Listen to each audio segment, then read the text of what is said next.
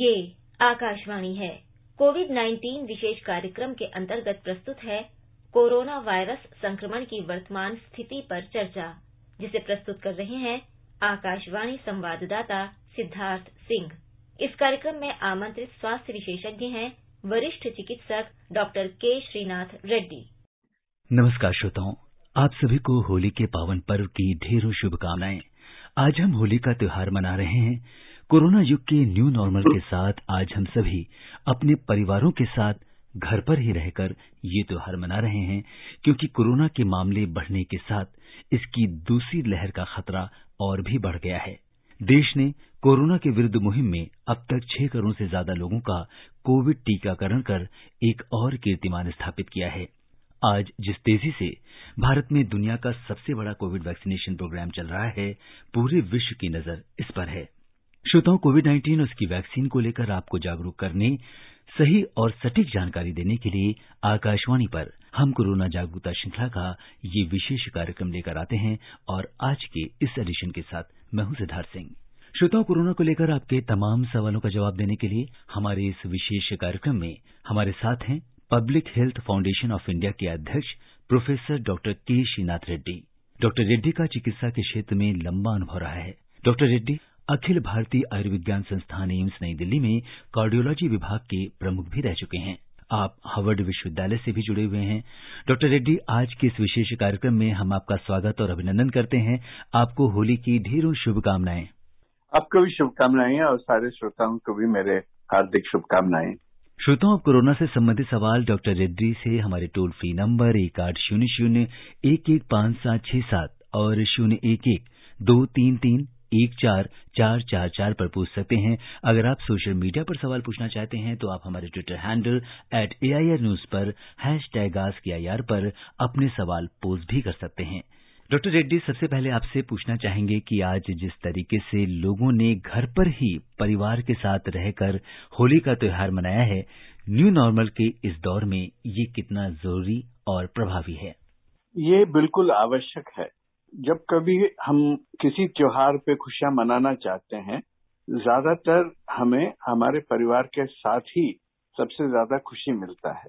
मगर इस अवसर पर हमें ये भी ध्यान रखना चाहिए कि खुशी के साथ साथ हमें सुरक्षा भी परिवार के साथ ही मिलता है। अगर हम बाहर जाके बहिरंगे जगह पे हम बहुत ज्यादा होली खेलने का प्रयत्न करें जी, बहुत ज्यादा लोगों से मिलजुल के हम उल्लास के साथ इस प्रकार का त्योहार को मनाना चाहें, तो ये कोरोना का खतरा है जो हमारे खुशी में आगे चल के एक तरीके का खतरा और बन सकता है। और इसीलिए ये बिल्कुल जरूरी है कि हम घर पे ही रहें और अपने परिवार के साथ, अपने प्रिय लोगों के साथ खुशी के साथ त्योहार मनाएं। जी, और जैसा कि डॉक्टर रेड्डी आगे भी नवरात्रि, शब-ए-बारात और ईस्टर का त्योहार आ रहा है, इसके लिए भी क्या हमें यही सावधानियां बरतनी होंगी? जी, हर त्योहार के लिए यही चेतावनी है सरकार के ओर से और हमारे ओर से, जो हम पब्लिक हेल्थ में काम करते हैं, हमारे ओर से विनती है कि इस प्रकार के त्योहारों के समय बिल्कुल सावधानी बरतनी चाहिए और जो कोई भी त्योहार है घर में ही रहकर मनाएं। और भगवान की ओर आपका जो श्रद्धा है वो भी घर से पहुंच सकता है कि ऐसा जरूरी नहीं है कि आप बाहर जाके ही भगवान को अपना संदेश दें। अपना जो कुछ भी प्रार्थना है वो वहां पे व्यक्त करें। घर में परिवार के साथ खुशी मनाएं, उनके साथ मिलके जो कुछ भी प्रार्थना आप भगवान को समर्पित करना चाहते हैं वहीं पे करिएगा। जी, डॉक्टर रेड्डी, इस समय हरिद्वार में कुंभ को लेकर लोगों में काफी उत्साह है। ऐसे में सोमवती अमावस्या और मेष संक्रांति और बैसाखी का पर्व भी आने वाला है और वहां जो लोग जाना चाहते हैं उन्हें किस तरह की सावधानी रखनी होगी? एक तो सरकार की ओर से ये आदेश है कि जो कोई भी वहां पे जाना चाहते हैं, पहला अपना कोरोना का टेस्टिंग कराएं, जो RT-PCR या वगैरह का टेस्ट जो वायरस के लिए होता है जी, और नेगेटिव रिपोर्ट मिलने पर ही वहां पे चले। सफर के पहले ही वो रिपोर्ट मिलना चाहिए। हो सके तो ना जाएं, अगर जाना जरूरी समझें तो बहुत ज्यादा भीड़ भाड़ में ज्यादा देर तक इकट्ठा ना हो और खुले जगह पे रहें जहां पे ये वायरस का प्रसार ज्यादा नहीं होता है, और जरूर मास्क पहने और अक्सर अपना हाथ को साफ रखें ताकि वायरस का खतरा हमारे शरीर में आने का वो टल जाएगा। जिस हद तक टाल सकते हैं उसको टालना चाहिए। अगर किसी को कोविड का बुखार वगैरह के लक्षण हो तो जरूर नहीं जाना चाहिए। टेस्ट अगर नेगेटिव भी निकलता है, अगर कोई शक हो बीमारी का तो नहीं जाना चाहिए। जी, और इस समय जबकि बहुत सारे राज्यों में कोरोना के केसेस बढ़ रहे हैं, जैसे गुजरात में सरकार ने जो इंटर स्टेट ट्रैवल कर रहे हैं या गुजरात में जो लोग जाना चाह रहे हैं, वहां भी 72 घंटे पहले की RT-PCR रिपोर्ट उनके लिए, ट्रैवलर्स के लिए कंपल्सरी कर दिया है।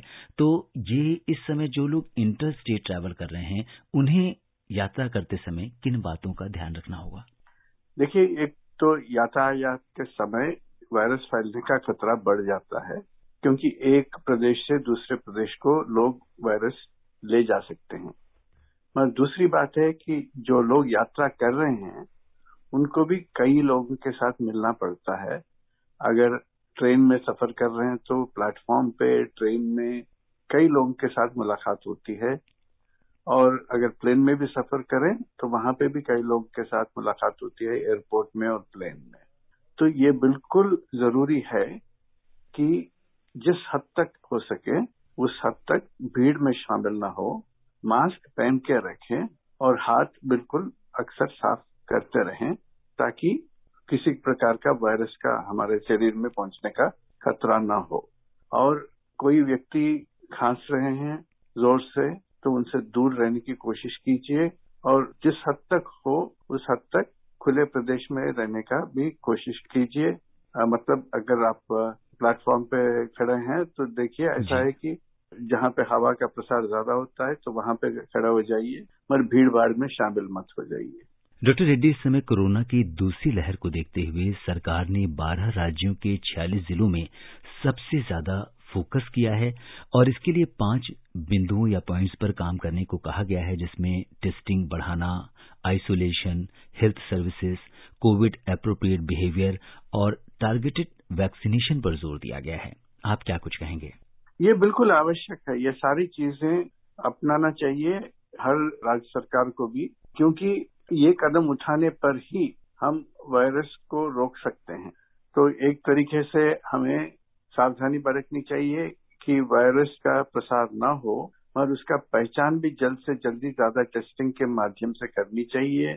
और जिनका भी शक हो कि वायरस उनके शरीर में प्रवेश कर चुका है, या तो सिम्टम्स के जरिए या टेस्टिंग रिजल्ट के जरिए, तो उनको जल्द से जल्दी आइसोलेट भी करना चाहिए। उनके कॉन्टैक्ट्स जो उनके साथ मिल चुके हैं उनका ट्रेसिंग भी करना चाहिए, और वैक्सीनेशन का जो तेजी है वो भी बढ़ाना चाहिए।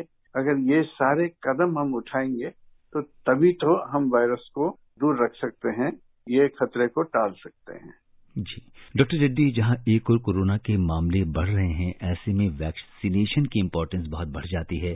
सरकार ने 45 साल से अधिक उम्र के नागरिकों को भी 1 अप्रैल से कोविड वैक्सीन लगाने की अनुमति दे दी है, और इसके लिए जो गंभीर बीमारी की शर्त थी उसे भी हटा दिया गया है।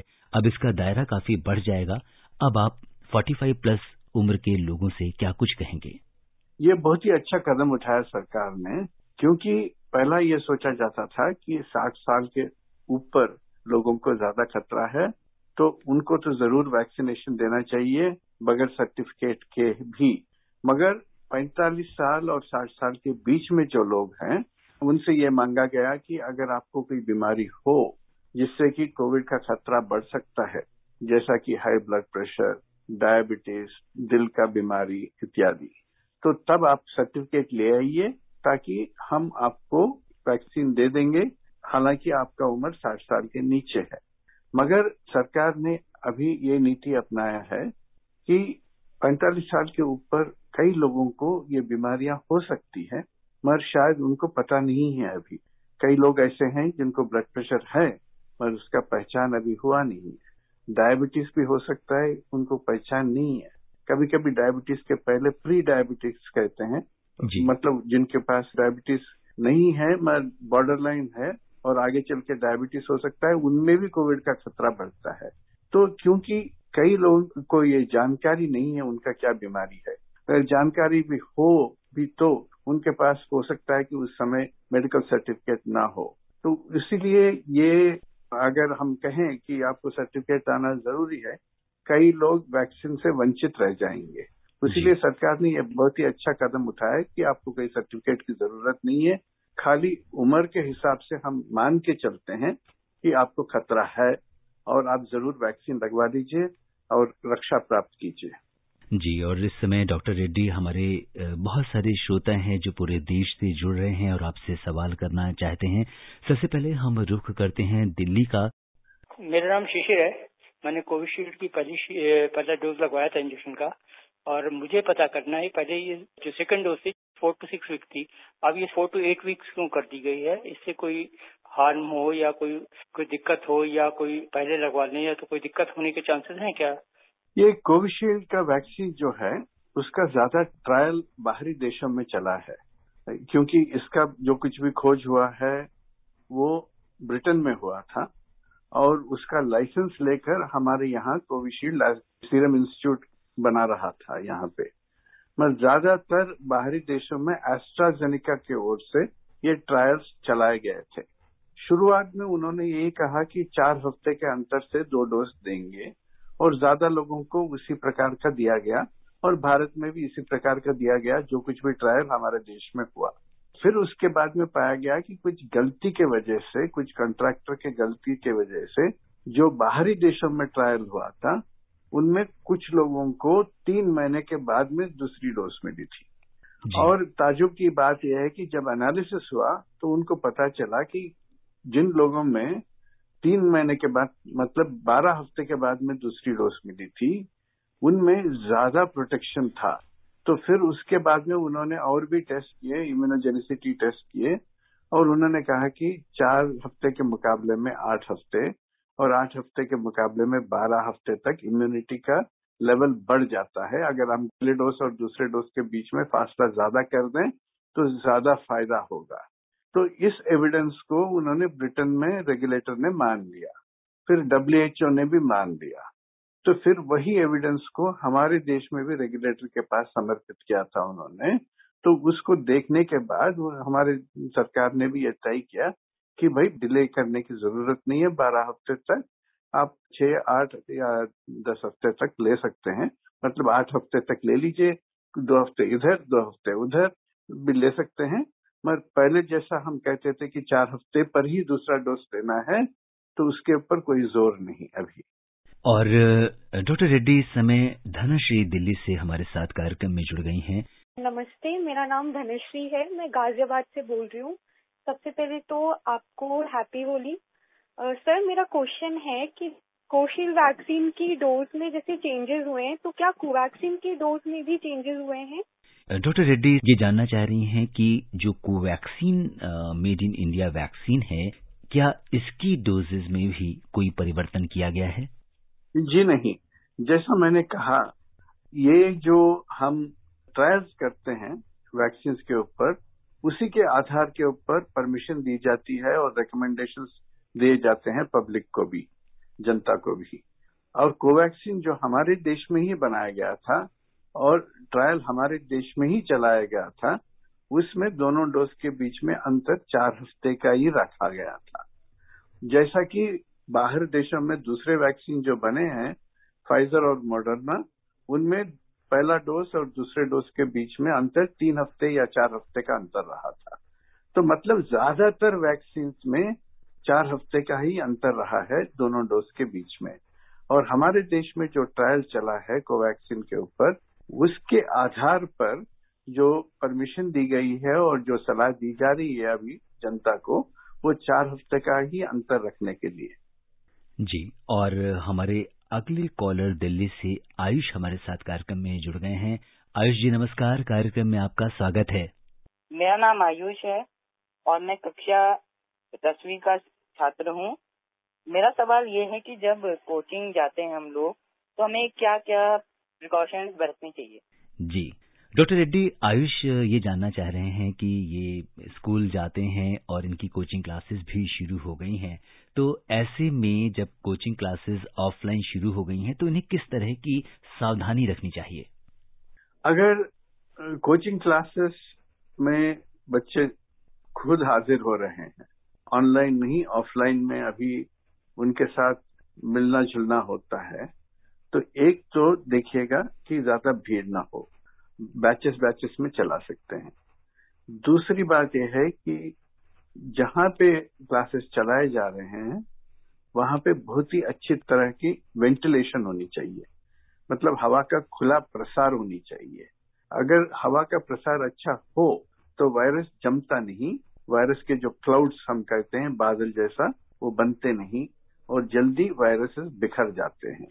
तीसरा, ये जरूरी है कि सभी मास्क पहने, विद्यार्थी भी और अध्यापक भी, और जो कोई भी वहां पे काम करने वाले हैं, सफाई कर्मचारी जो कोई भी है जी, वो सारे मास्क जरूर पहने और हाथ साफ करने के लिए वहां पे पानी रखें और साबुन रखें, ये जरूरी है।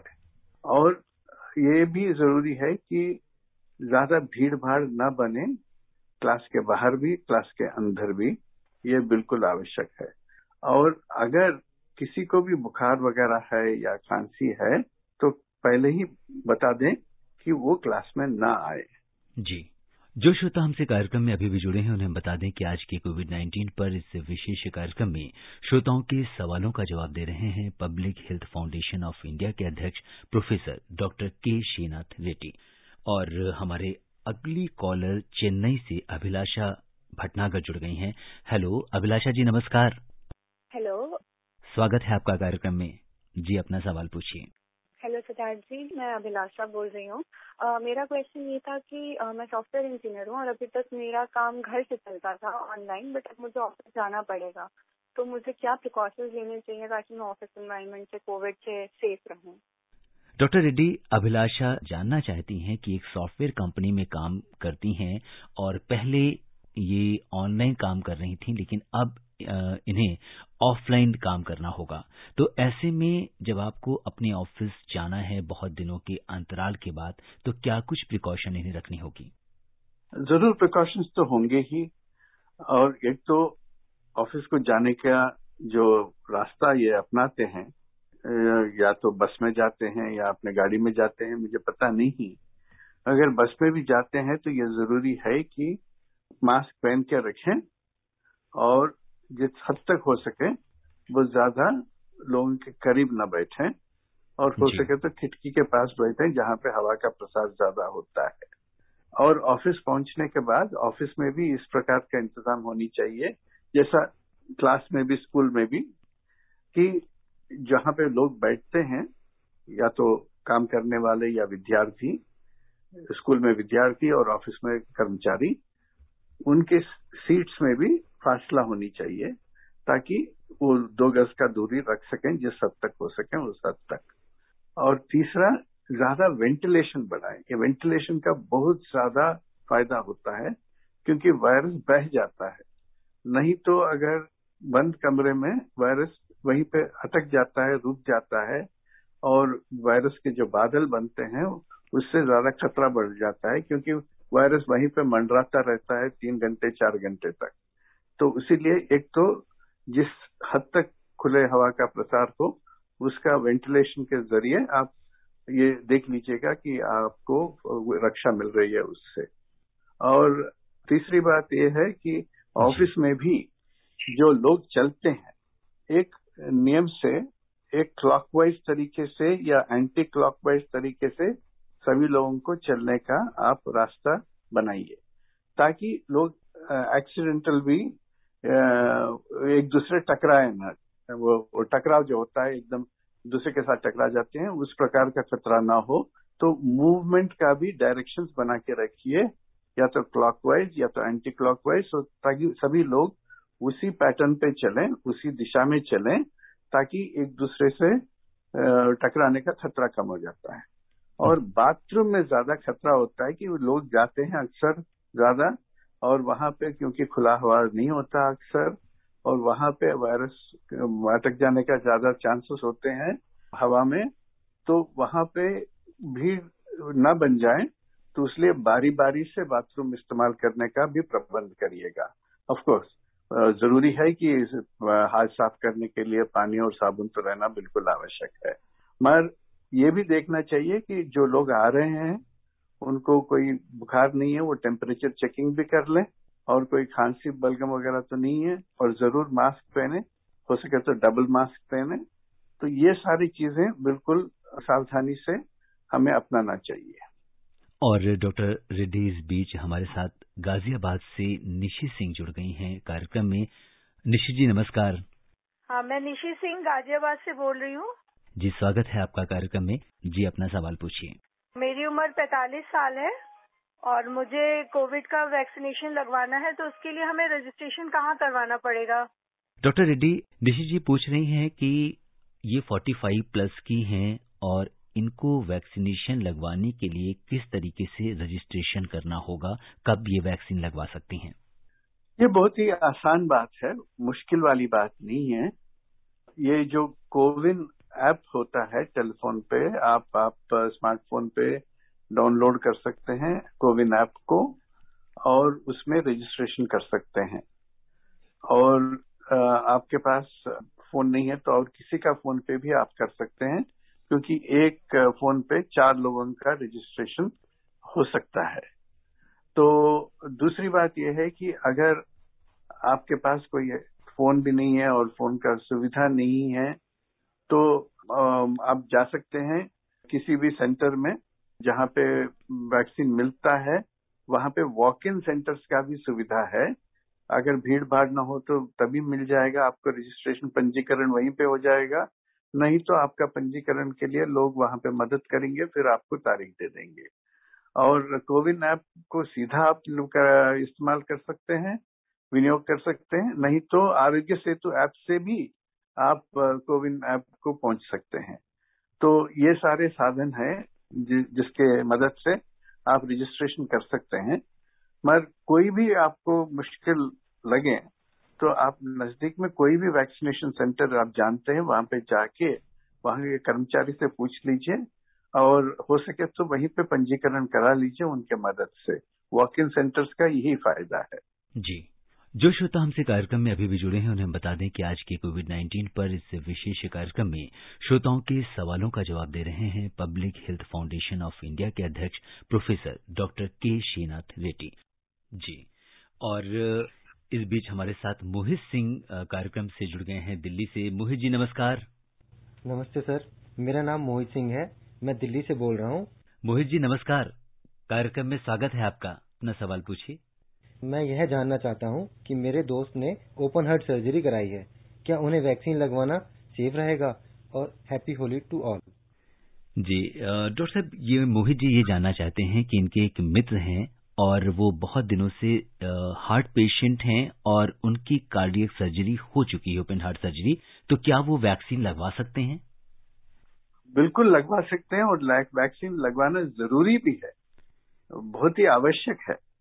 क्योंकि किसी व्यक्ति को अगर दिल का बीमारी है, हालांकि ऑपरेशन के जरिए उनको काफी फायदा मिला होगा जी, फिर भी क्योंकि दिल में और खून के नालियों में पुरानी बीमारी के लक्षण है, तो कोरोना का वायरस उसका फायदा उठा के बहुत नुकसान पहुंचा सकता है दिल को और खून के नालियों को, और रेजिस्टेंस कम हो जाता है लोगों को, और बीमारी केवल फेफड़ों में या गले में सीमित नहीं होता, वो खून के नालियों में आसानी के साथ पहुंच जाता है कोरोना का वायरस, और बीमारी का खतरा बढ़ जाता है।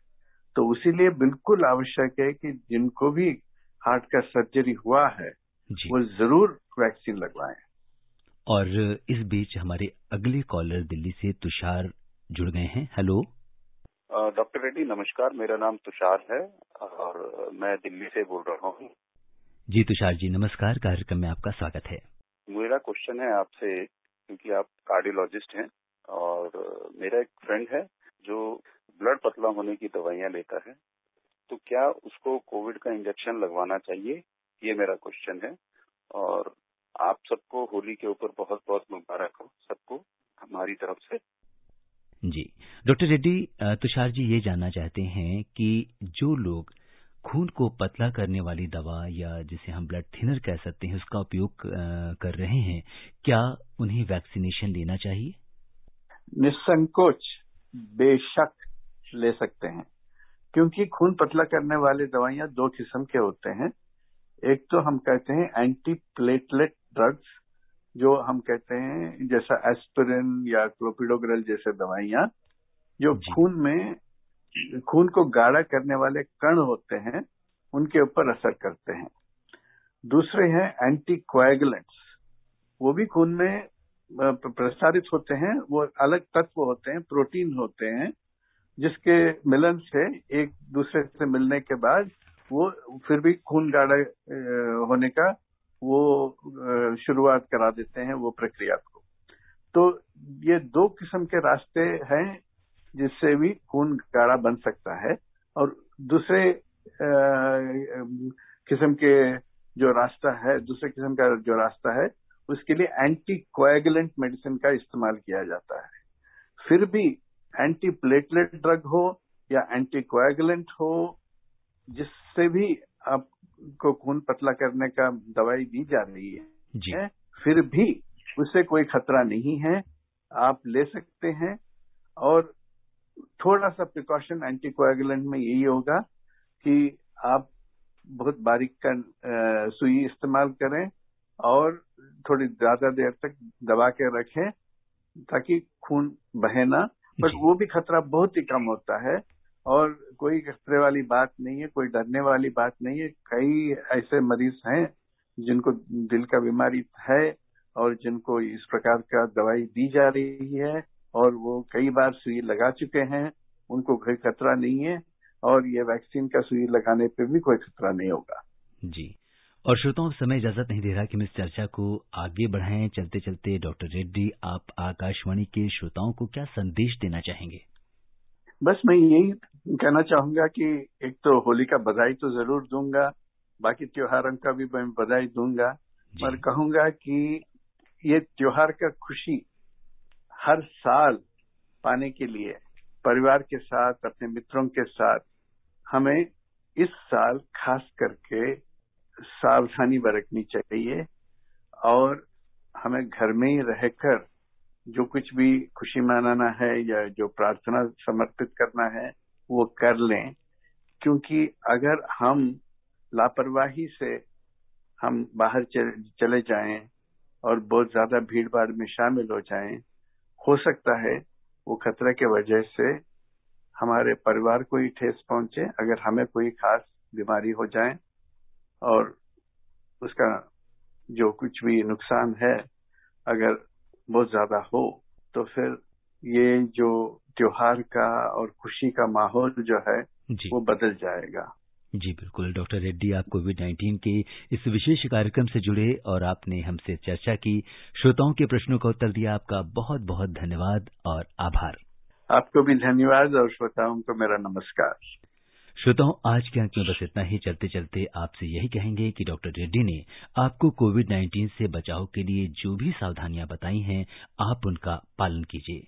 होली के इस पावन त्योहार पर आइए संकल्प लें कि खुद सुरक्षित रहते हुए दूसरों को भी सुरक्षित रखेंगे और 45 वर्ष से ज्यादा उम्र के सभी लोगों का टीकाकरण 1 अप्रैल से शुरू हो रहा है। आप वैक्सीनेशन जरूर कराएं। स्वस्थ और खुशहाल रहें, इसी कामना के साथ दीजिए मुझे अनुमति। नमस्कार। कोविड-19 विशेष कार्यक्रम के अंतर्गत अभी आप सुन रहे थे कोरोना वायरस संक्रमण की वर्तमान स्थिति पर चर्चा, जिसे प्रस्तुत कर रहे थे आकाशवाणी संवाददाता सिद्धार्थ सिंह। इस कार्यक्रम में आमंत्रित स्वास्थ्य विशेषज्ञ थे वरिष्ठ चिकित्सक डॉक्टर के श्रीनाथ रेड्डी। ये कार्यक्रम आकाशवाणी के समाचार सेवा प्रभाग द्वारा प्रस्तुत किया गया। इसे आप हमारे mobile app news on AIR पर भी सुन सकते हैं। इस कार्यक्रम के संबंध में अपनी प्रतिक्रिया आप हमें ईमेल कर सकते हैं। पता है AIRNSDtalks@gmail.com। ये कार्यक्रम फिर से सुनने के लिए लॉग ऑन करें हमारी वेबसाइट newsonair.com।